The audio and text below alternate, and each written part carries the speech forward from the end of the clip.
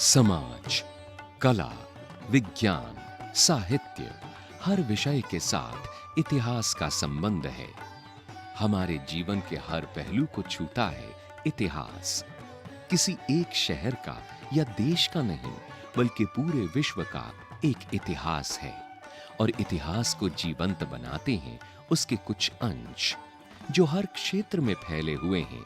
चाहे वो हमारे पूर्वजों का इतिहास हो, चाहे वो हमारे वैज्ञानिक आविष्कारों का इतिहास हो, चाहे वो हमारी साहित्यिक विधाओं का इतिहास हो, हर सफलता की बुनियाद उसका इतिहास है।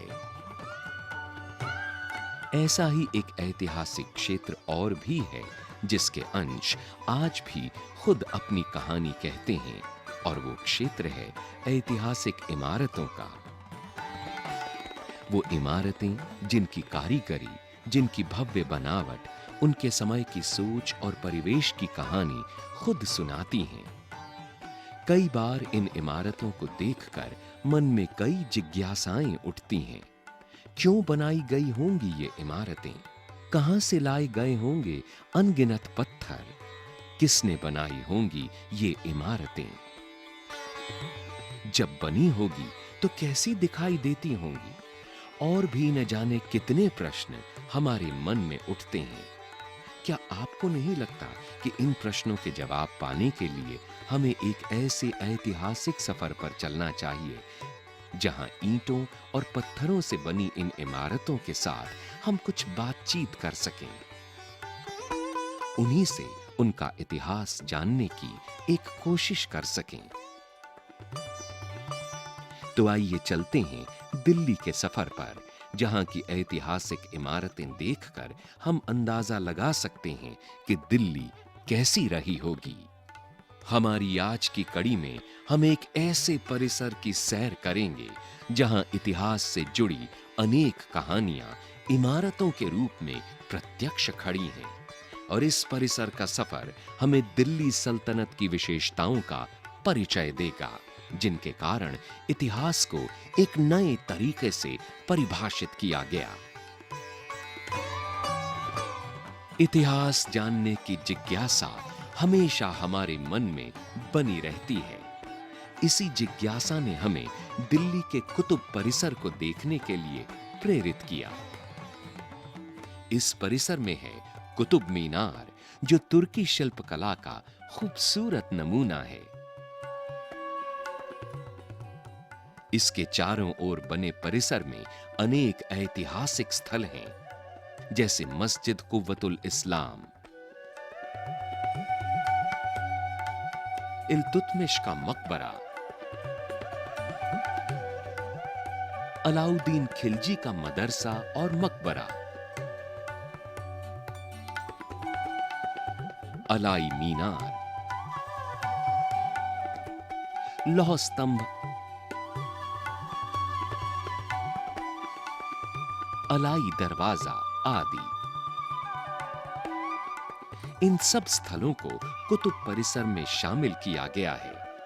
यूनेस्को की विश्व विरासत सूची में कुतुब परिसर का नाम दर्ज है।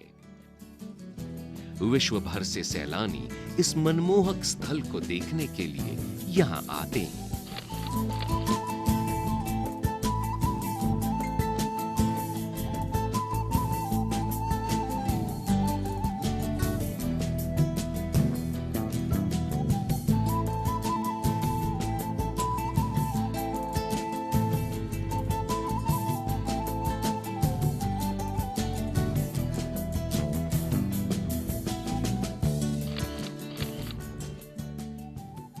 अलाई दरवाजे के बारे में जानने के लिए आइए पहले हम इसके इतिहास में झांकते हैं। खिलजी वंश के तीसरे वंशज अलाउद्दीन खिलजी ने अपने शासनकाल में कई इमारतें बनवाईं। उसके द्वारा बनाई गई इमारतों में सर्वाधिक प्रसिद्ध अलाई दरवाजा है।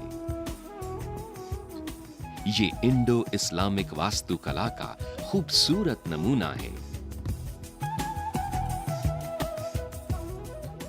1311 ईस्वी में अलाई दरवाजे का निर्माण करवाया गया।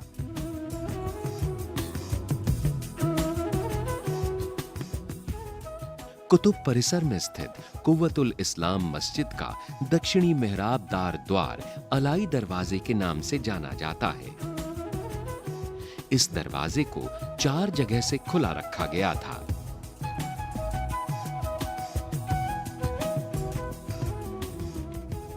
ये अलाउद्दीन खिलजी द्वारा किए गए इस मस्जिद के विस्तार का एक भाग है। अलाई दरवाजा एक शानदार चौकोर गुंबदाकार इमारत है जिसके संगमरमर और लाल पत्थर पर बारीक नक्काशी की गई है।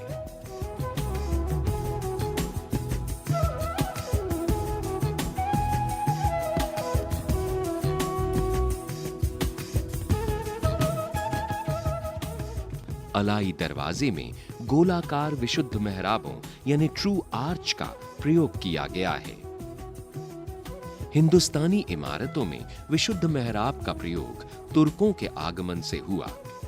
इनमें पत्थर ईंटों की तरह एक के ऊपर एक नहीं वरन गोलाई में रखे जाते हैं। अपनी इमारतों में तुर्कों ने मेहराब के विशुद्ध रूप का भरपूर प्रयोग किया है।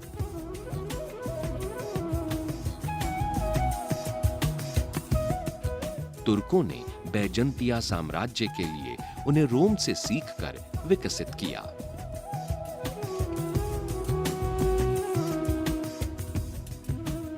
मेहराब में ऊपर की तरफ एक क्यू स्टोन होता है।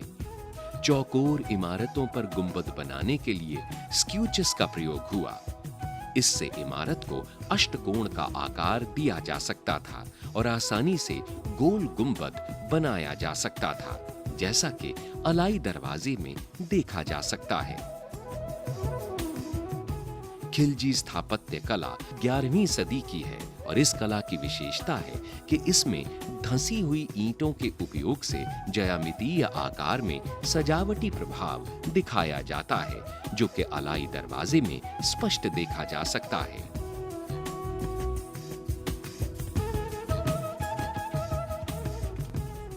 इसमें खूबसूरत जालीदार खिड़कियां हैं। इसके अष्टभुजा आकार पर गुंबद सुसज्जित है और दरवाजे के भीतरी भाग में खूबसूरत नक्काशी की गई है।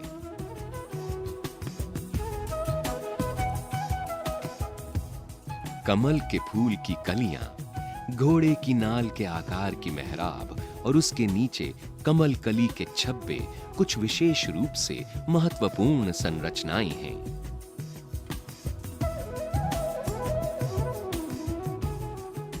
भारत में शल्जुक स्थापत्य शैली मध्य एवं पश्चिमी एशिया से आए कलाकारों एवं कारीगरों की देन है, जो अलाई दरवाजे के रूप में हमारे सामने है। यही अलाउद्दीन खिलजी की शैली की विशेषता थी। कैसा लगा आपको? अलाई दरवाजे के बारे में जानकर कुछ प्रश्न तो उठे ही होंगे ना आपके मन में कि क्यों इसे बनाया गया, क्यों कलाकारों ने इसमें खूबसूरत नक्काशी की? और भी तो प्रश्न होंगे आपके। इन प्रश्नों के साथ ही एक प्रश्न है इन ऐतिहासिक धरोहरों को संरक्षित रखने का, जिसके लिए जागरूकता लाना जरूरी है।